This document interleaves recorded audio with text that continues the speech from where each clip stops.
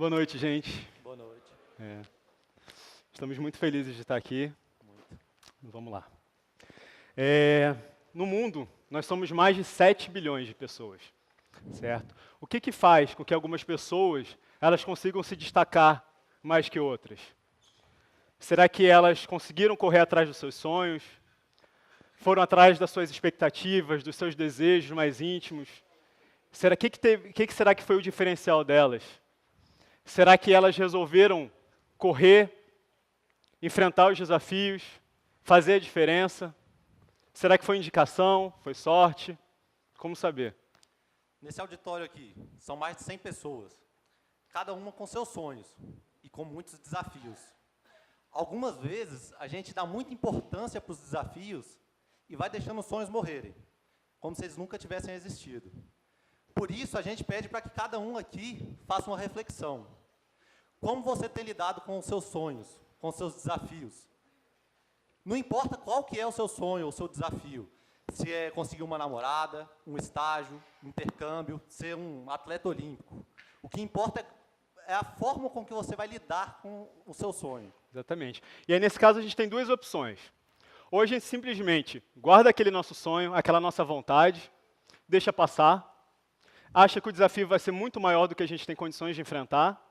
Ou a gente tem a segunda opção, correr atrás dele, perceber que o desafio vai existir, vai fazer parte da sua vida, só que ao longo do processo, quanto você mais vai tentando, as oportunidades vão surgindo ao longo desse caminho. E foi assim, gente, e vai ser, e vai continuar sendo assim com qualquer pessoa, certo? Nós temos aqui, por exemplo, primeiro caso aqui, o Walt Disney. Não sei se vocês conhecem, porque esses casos são muito famosos, mas o Walt Disney foi demitido do seu primeiro emprego porque o chefe dele virou para ele e falou que ele não era criativo. Pois é. A Oprah, ela também foi demitida do seu emprego, o chefe dela alegou que ela não tinha o perfil para televisão. E que ela nunca poderia estar à frente da televisão porque ela não faz parte, não faria parte desse universo. Ela não só é a mulher mais importante, mais rica do meio televisivo americano, como ela fundou o próprio canal de TV. O Cafu, ele participou de 12 peneiras até conseguir ser selecionado jogador de futebol. Ele não só foi selecionado e insistiu nesse sonho dele, como ele foi o jogador que mais vezes participou de finais da Copa do Mundo e o jogador que mais vezes vestiu a camisa da seleção brasileira. Esses casos aqui, eles mostram que a gente tem que correr atrás do nosso sonho.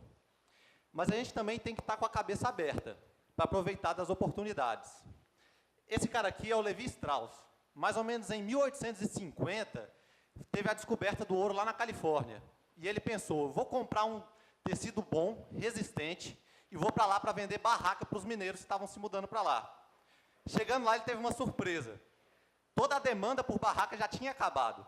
E ele estava lá com aquele tecido na mão. Só que ele ficou atento para as oportunidades. Ele percebeu que os mineiros estavam sempre com as roupas rasgadas. E ele falou, vou pegar esse meu tecido resistente e fazer uma roupa com ele. Algumas pessoas falaram, nossa, mas essa roupa vai ficar muito feia, vai ficar desconfortável. E ele insistiu. E as roupas que ele criou, hoje, são as peças de roupa mais vendidas na história da humanidade, que é a calça jeans, que provavelmente a maioria das pessoas aqui está usando. Outro cara também que aproveitou das oportunidades foi esse aqui, o David. Lá em Nova York, ele vendia livros e enciclopédias, batia de porta em porta. E ele estava querendo melhorar as vendas dele. Ele pensou, vou levar um brinde, vou levar perfumes para o pessoal. E começou a oferecer esses brindes juntos com os livros. Em pouco tempo, ele viu que a procura pelos brindes estava muito maior do que a dos livros. E aí ele percebeu que ele podia fazer um negócio daquilo. Hoje, a empresa dele é a Avon e é a maior empresa de cosméticos de venda direto do mundo. Nosso último caso aqui é o Fernando. O Fernando ele começou vendendo bolas de futebol, que ele costurava à mão, mas aí ele percebeu que ele podia reaproveitar as madeiras que iam para o lixão da estrutural. Mas, para falar a verdade, a gente vai ter que aprofundar muito mais na história do Fernando, né, Thiago? Ele vale muito a pena, gente. É uma pena do Fernando não estar aqui, a gente convidou, mas ele tem 1000 atividades e não foi possível. mas a gente vai aproveitar e tentar valorizar um pouco disso. O Fernando, ele é um grande sonhador, tem muitas expectativas, mas infelizmente, quando ele ainda era jovem, ele foi preso. Aos 27 anos, ele foi parar na Papuda e foi condenado a 19 anos de prisão. Desses 19, por bom comportamento, ele acabou cumprindo 9. 3 no sistema fechado, 3 no sistema semiaberto e 3 no sistema aberto. Quando ele saiu da prisão, ele tinha um sonho: mudar a história dele, mudar a história da família dele, que a família dele voltasse a acreditar nele e que, principalmente, que ele também conseguisse mudar a história da região dele, da comunidade. E aí o que aconteceu? Agora vocês imaginem, ele com 30 anos, saindo da Papuda, ele tinha um ensino fundamental completo, que ele completou lá dentro, não tinha uma profissão, e aí eu pergunto para vocês acreditariam que essa pessoa teria sucesso?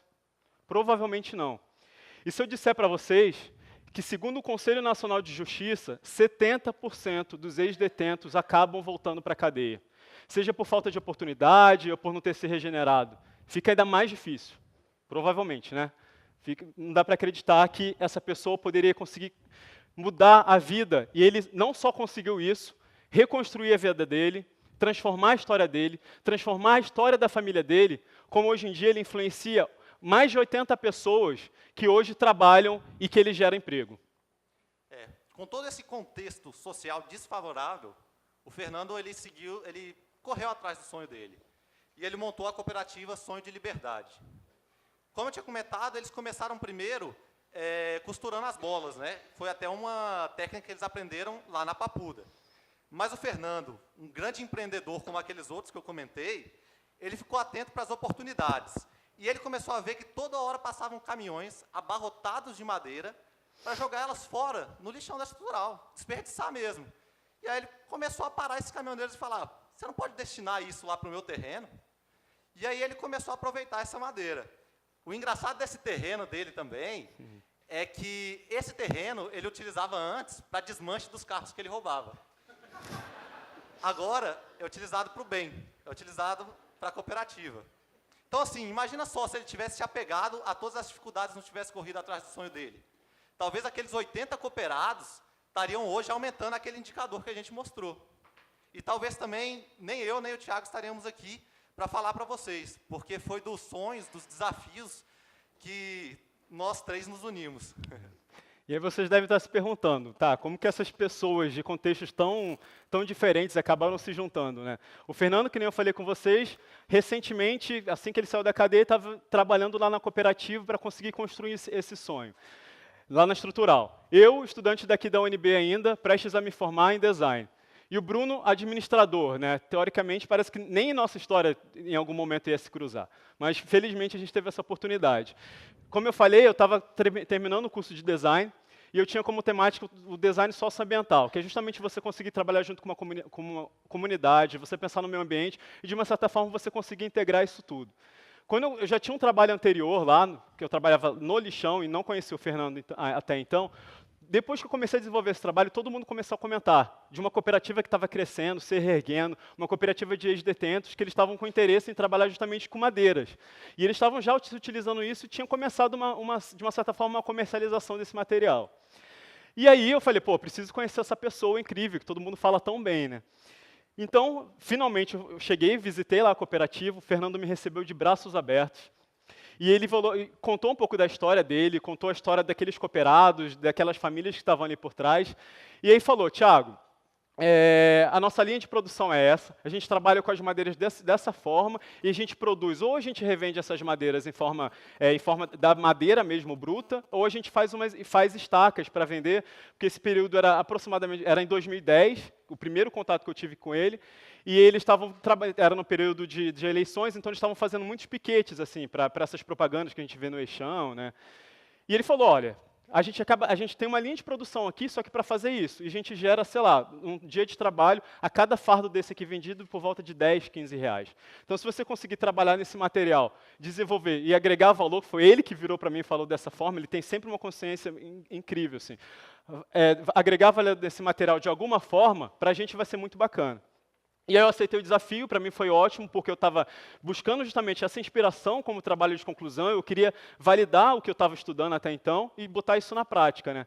E aí trouxe esse material para a UNB, enfim, estudei, levei para outras marcenarias, conversei com marceneiros e tudo mais, e aí resultou que eu acabei desenvolvendo acabou gerando uma linha de móveis com essas madeiras, e beleza, até então estava bacana, estava tudo aí, só que uma outra coisa, um outro desafio que o Fernando tinha me apontado, é que se esse material depois não se convertesse comercialmente, para a cooperativa não seria interessante.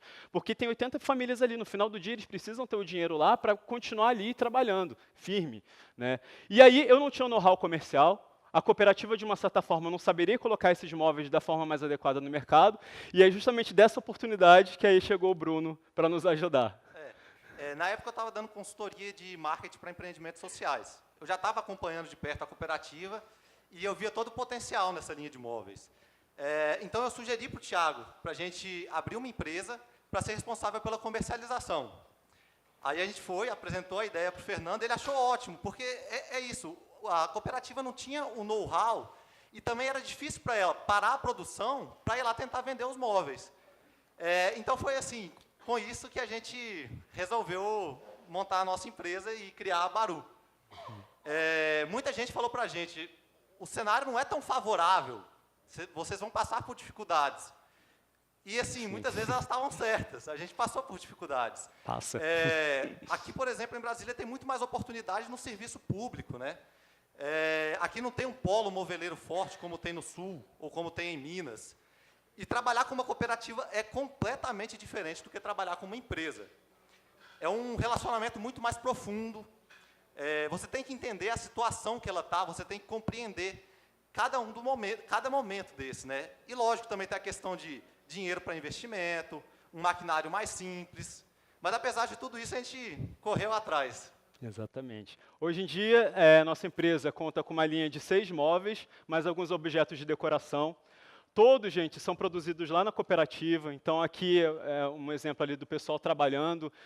As madeiras que eles utilizavam, ainda de uma certa forma, cada setor trabalha de forma independente. Temos lá o da marcenaria, com o nosso marceneiro e tudo mais.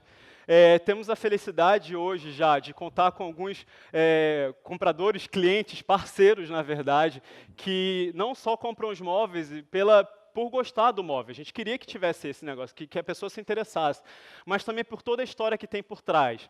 E eles se tornam as pessoas para a gente tão especiais, porque eles acabam divulgando o nosso trabalho, compartilhando, e enfim, isso para a gente não tem preço. Enfim, mais algumas vendas que a gente fez. Temos algumas coisas que para a gente foi muito especial. A gente vai completar agora, vai fazer 1 ano de empresa. Então, tudo, de uma certa forma, para a gente é muito novo. Tudo a gente recebe de forma muito positiva e para a gente é como se fosse um estímulo realmente para seguir. Conseguimos participar já de algumas feiras que eu não me imaginava muito pouco estar participando. A gente faz parte, por exemplo, agora no começo do ano, já foi muito interessante para a gente, que a gente participou da Paralela Móvel, junto com um coletivo que a gente faz parte, chamado Entre Eixos. E não só, a gente levou nossos móveis e a nossa história para São Paulo, como num local em que tem uma tradição moveleira, né, nós fomos considerados, o Entre Eixos foi considerado o destaque dessa feira. Então, para a gente, isso realmente não tem valor. O final do ano, de uma certa forma, fechou também de uma forma positiva demais para a gente. A gente fez parte de um projeto chamado Retrato Brasília, do Correio Brasiliense e do CCBB, e fomos considerados influenciadores na nossa área, certo? E o fato da gente estar aqui mesmo, a nossa primeira cliente, que é professora da comunicação, ela foi e indicou nosso projeto, justamente contou um pouco da nossa história, e a partir dele a gente foi convidado para estar aqui dividindo com vocês. Então isso tudo nos estimula, sim, independente das dificuldades, a seguir em frente e correr atrás, né, do que for preciso. Todas essas experiências aqui que a gente teve, que o Thiago falou, fazem a gente acreditar que é possível, sim, fazer uma empresa diferente. Fazer uma empresa onde todos saem ganhando. A comunidade sai ganhando, a cooperativa sai ganhando, o meio ambiente, o cliente e a própria empresa. A gente tem princípios da economia solidária e do comércio justo, e a gente gosta de resumir a Baru como uma empresa que cria móveis que transformam vidas.